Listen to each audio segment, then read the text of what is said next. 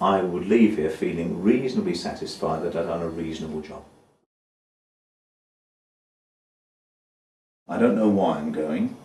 I think it's important that the students realise that it's not me that's decided to leave, it's the board that's decided that I'm leaving. We've had a difficult relationship with the board for a couple of years. They haven't appreciated everything that's gone on in the school, and I think that from both sides it's been very tiring, and they finally want to have a new person in. I think changes are good, so I'm not against change, and I think having a new head will be a good thing. I think the way it's come about and the reasons and whatever have been very clouded and unclear, and I think that's a pity. There were lots of challenges for myself and the family when we came here.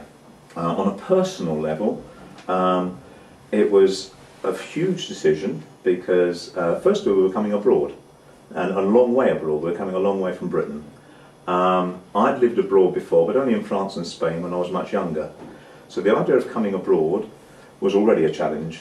The idea of coming with two very young children, because my daughter Claire was 6 months and Paul was, say, 1.5 years or 2 years, I can't remember, something like that. Coming with those two abroad was a challenge.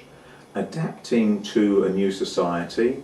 My wife Kate didn't speak any Spanish, so there were lots of personal things to think about and a challenge from that point of view. I think my first impression when I arrived was, there were lots of impressions. One is it's a really attractive school to be in. You arrive, there's green, there's grass, there's trees, the buildings are quite nice to look at, etc. So physically it's quite a nice place to be in. The immediate people that met me were incredibly friendly. So immediately I thought, well, this is nice, I'm going to enjoy this, it's a nice place. Students, interesting. My first reaction is they haven't got a uniform. There must be a problem here, this needs changing. That was my first reaction. Because I'd worked in schools in England where everybody has a uniform. I'd been a student at a school in England, we all had uniform, and I didn't really understand it. And I saw these people in their everyday clothes and I thought, well, this can't work. And that was an immediate reaction. I thought the students were too friendly. I thought, you know, there should be a separation, you know, I'm here and you should be there. There should be a distance. And that was an initial thought. And within about, I'd say, 3 months of being here, I learnt my mistakes very quickly. That actually things like uniform were irrelevant. And it was a good thing to have, to express your individuality, and it didn't affect anything. The friendliness of the students was a good thing. It's quite difficult to analyse over so many years achievements and whatever. And I think the first thing I want to say is I'm really quite careful when I talk about I think very much of we. I think very much that I on my own have done nothing.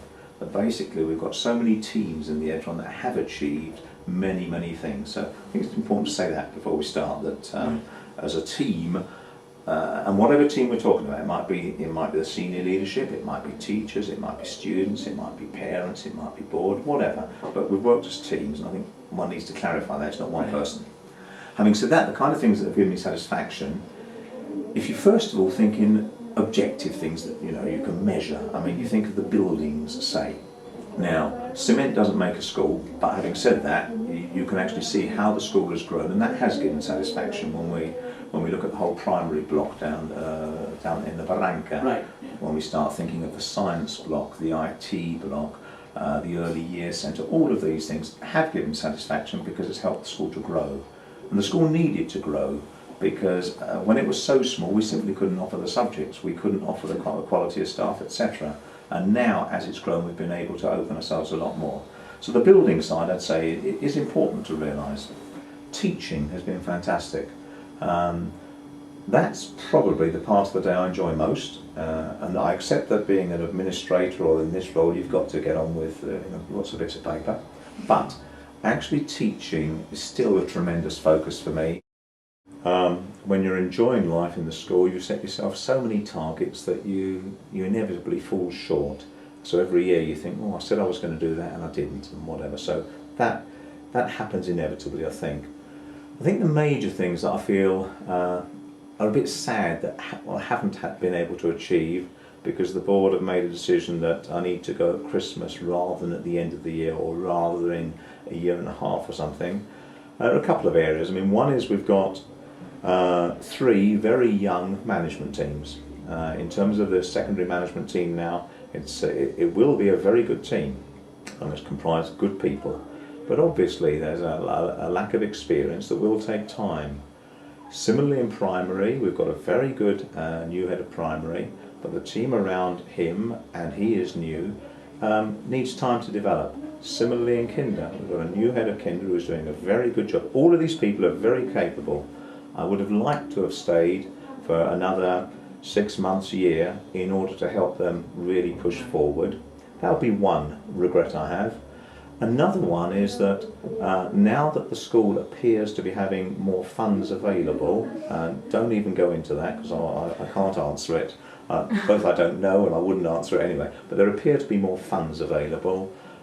It would have been nice to have seen something like the library project through.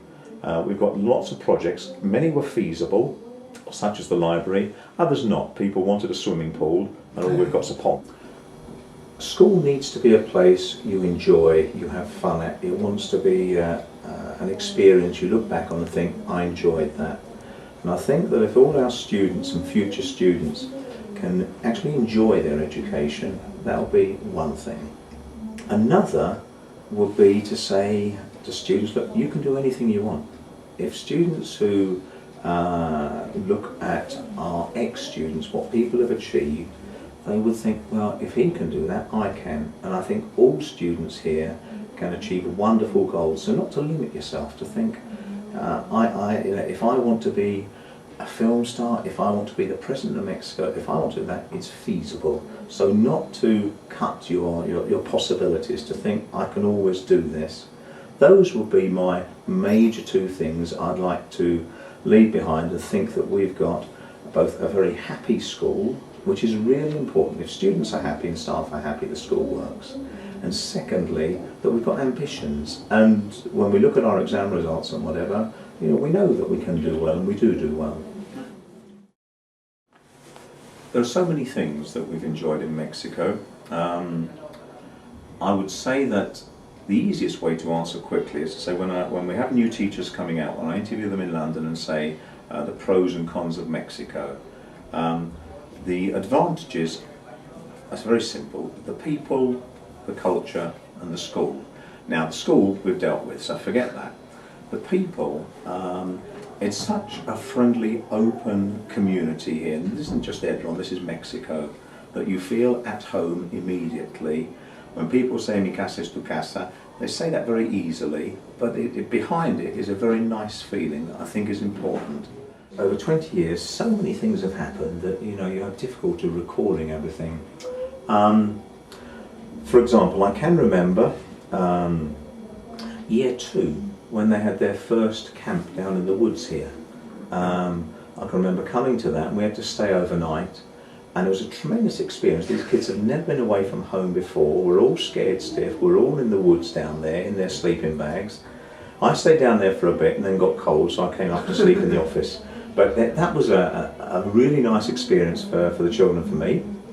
I can remember thinking of camps as well. About 4 years ago, I went away with year 10 or 11 with Mr. Judd, this was, to Zacatecas. The ETM bus we were on got tremendously lost.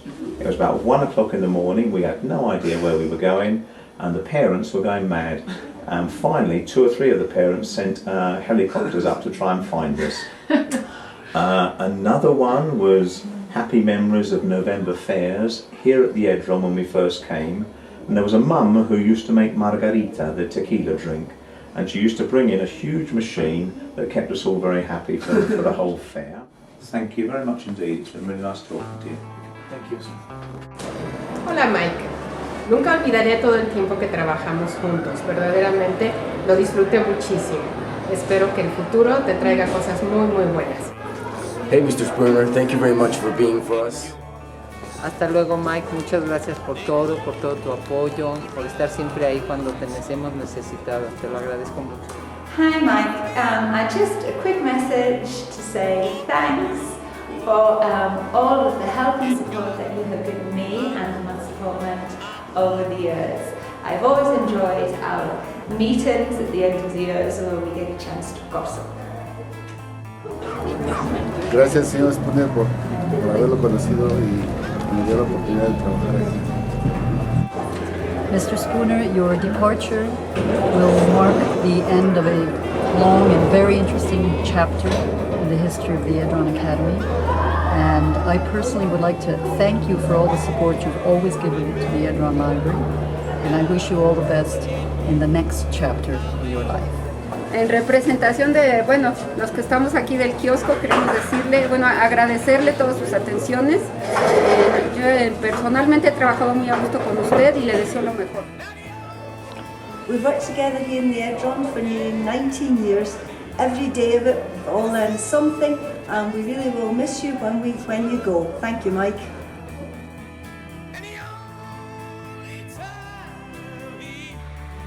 Hello Mike, hi from Africa. Just wanted to be part of this video that is paying tribute to you. Just to say thank you to you really. 13 years ago, 14 years ago now, you gave me a job at the Edron and I enjoyed almost every minute of it. And now I'm here because of everything that I learnt from you. And I tried to be the kind of head in my new school that you were at the Edron, and several times a day I find myself thinking, what would Mike do? And I just wanted to say thank you for that. My love to you and to Kate and the children, and whatever you do in the future, I know you're going to be a tremendous success. So bye, take care. Mike, for 18 years we worked together and I really enjoyed it. I learned many things and I saw you turn the Edron into a complete success. I'm sure that wherever you go, you'll do it again.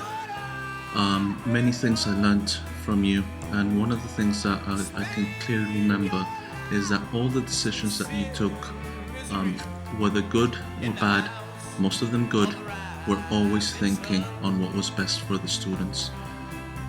And for that, and for your friendship, and for everything that you've done for me, I would like to say thank you, Mike. Thank you, Mr. Spooner. Gracias, Mike. Thank you, Mr. Spooner. Gracias por todo. Thank you, Mr. Spooner. Thank you, Mr. Spooner! Thank you, Mr. Spooner. Gracias. Thank you, Mike. Gracias, Mr. Spooner. Thank you, Mr. Spooner. Gracias, Mr. Spooner. Thank you, Mike. Thank you, Mike. Thank you, Mike.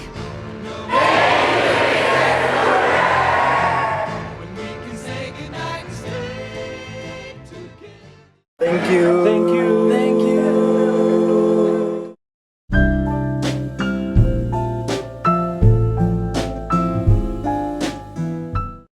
It's been a wonderful place to work in.